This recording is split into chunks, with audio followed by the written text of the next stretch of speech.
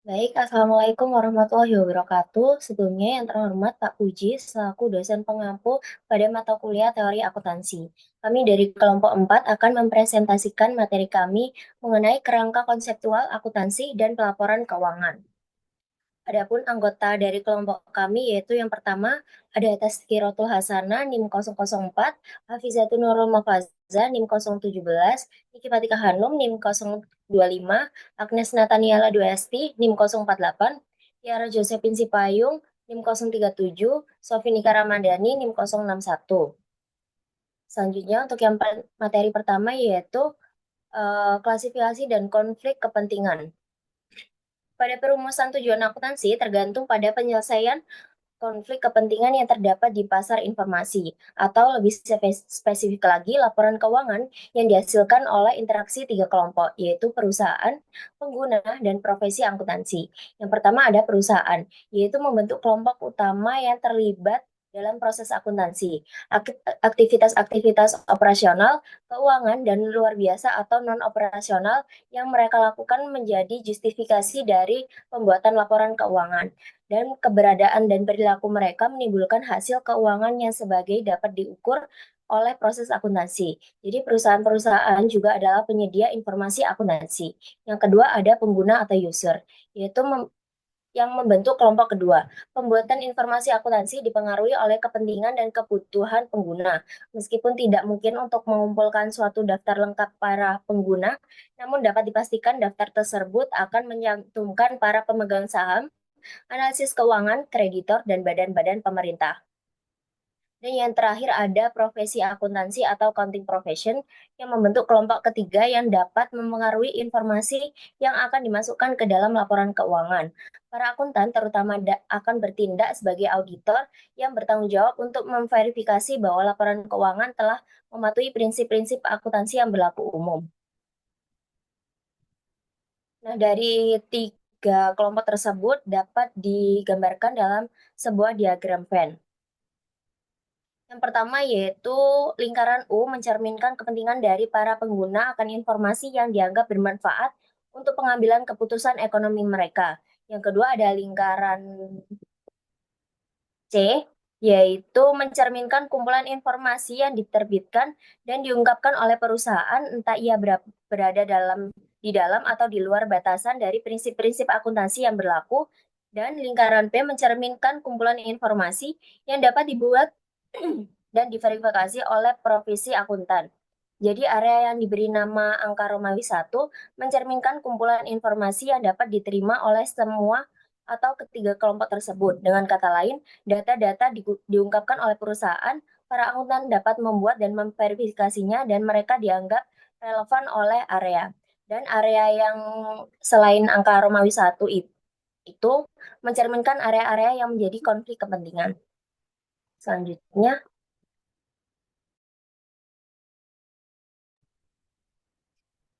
Baik, untuk yang selanjutnya, yakni terkait proses perumusan tujuan laporan keuangan. Tujuan laporan keuangan itu tidak muncul begitu saja, tetapi dirumuskan berdasarkan teori akuntansi, fenomena sosial, ekonomi, dan kebutuhan, serta penggunaan laporan keuangan. Oleh karena itu, kerangka dasar penyusunan laporan keuangan yang tertuang dalam PSAK alinea 12 menetapkan beberapa tujuan berikut. Yang pertama, memberikan informasi yang relevan bagi pengambil keputusan. Yang kedua, menyajikan posisi keuangan, kinerja, dan arus kas entitas. Yang ketiga, memastikan transparansi dan akuntabilitas dalam pelaporan keuangan. Selanjutnya,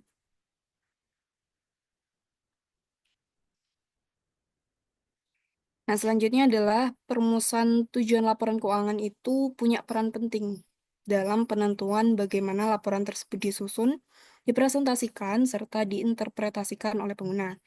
Jika tujuan utama laporan keuangan adalah untuk mengambil keputusan ekonomi, maka penyusunannya harus berfokus pada penyediaan informasi yang andal dan relevan agar dapat memberikan manfaat yang optimal bagi para penggunanya.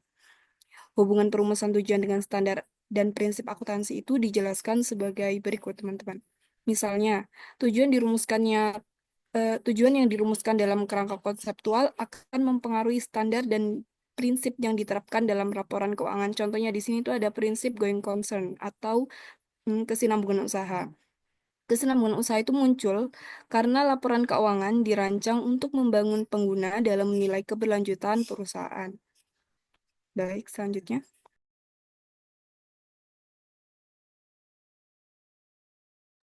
Baik, selanjutnya pada slide ini kita akan membahas mengenai materi hakikat kerangka konseptual.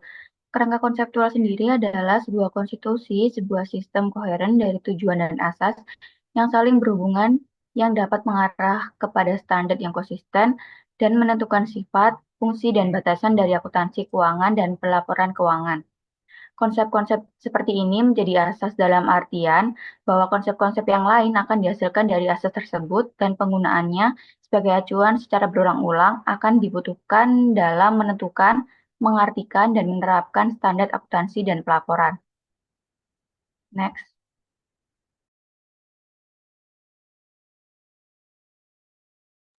Adapun beberapa masalah-masalah dalam kerangka konseptual yaitu yang pertama, pandangan mengenai laba atau penghasilan mana yang harus digunakan.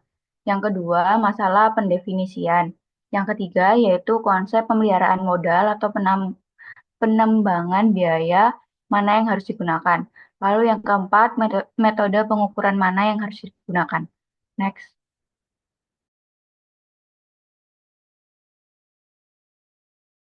Selanjutnya ada perkembangan dari sebuah kerangka konseptual. Ada 4 tingkatan dalam ruang lingkupnya, yaitu yang pertama, tingkat pertama tujuannya untuk menunjukkan sasaran dan maksud dari akuntansi. Lalu untuk tingkat yang kedua yaitu terdiri dari hal-hal yang fundamental seperti karakteristik kualitatif dan informasi akuntansi dan definisi elemen-elemen dalam laporan keuangan. Lalu untuk balik lagi yang tadi. Ya, baik. Untuk tingkat yang ketiga, terdapat pedoman operasional yang digunakan oleh akuntan dalam menentukan dan menerapkan standar akuntansi, meliputi kriteria pengakuan, laporan laporan keuangan versus pelaporan keuangan, dan pengukuran. Lalu pada tingkat yang keempat, terdiri dari mekanisme penyajian yang digunakan oleh akuntansi untuk menyampaikan informasi akuntansi, yang meliputi pelaporan penghasilan, pelaporan arus dana dan likuiditas, dan pelaporan posisi keuangan. Next.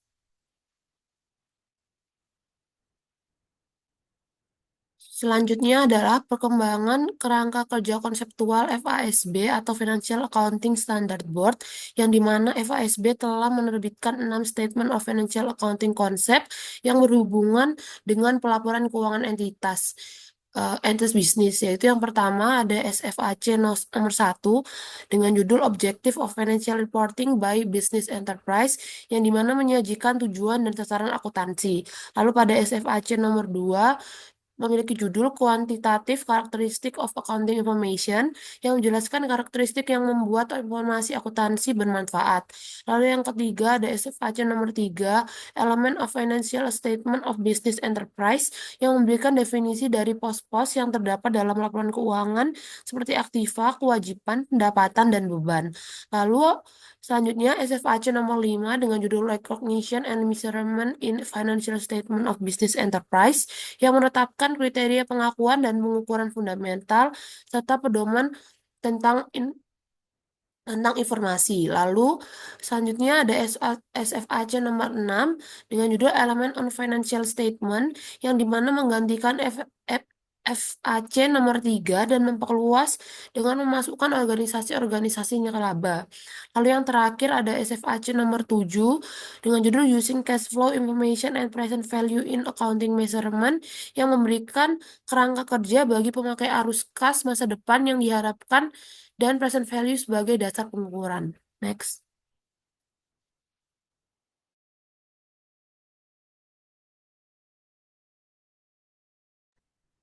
Baik, selanjutnya adalah laporan-laporan lain. Laporan-laporan lain ini ada dua, yaitu laporan perusahaan dan laporan spam.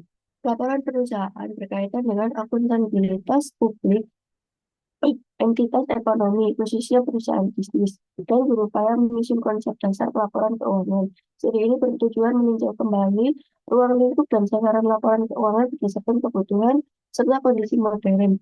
Setelah mengidentifikasi keterbatasan praktik pelaporan saat ini, diusulkan adanya laporan-laporan tambahan berikut ini. Yang pertama adalah Laporan nilai tambah.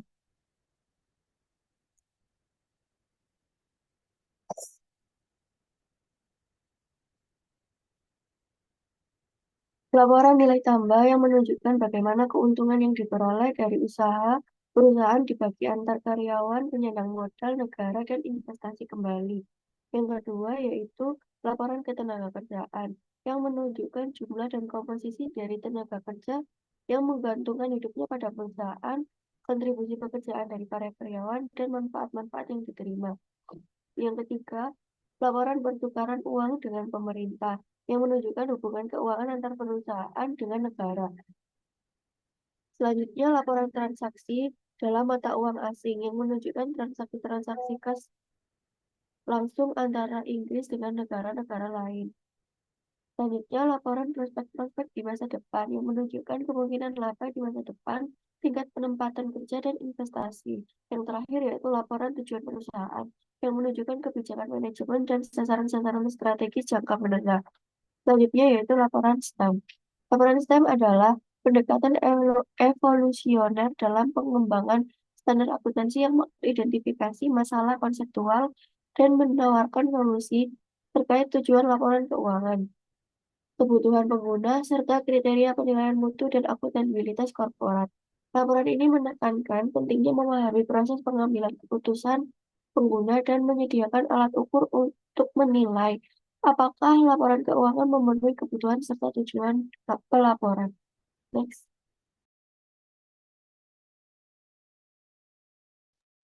Yang selanjutnya yaitu taksonomi karakteristik normatif yang harus dicerminkan oleh pernyataan-pernyataan akuntansi.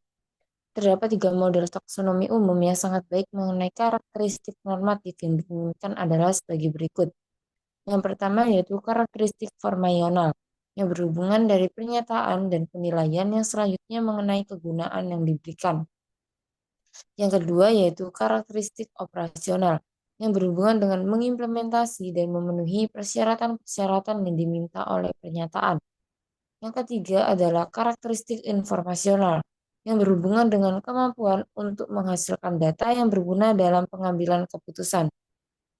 Next.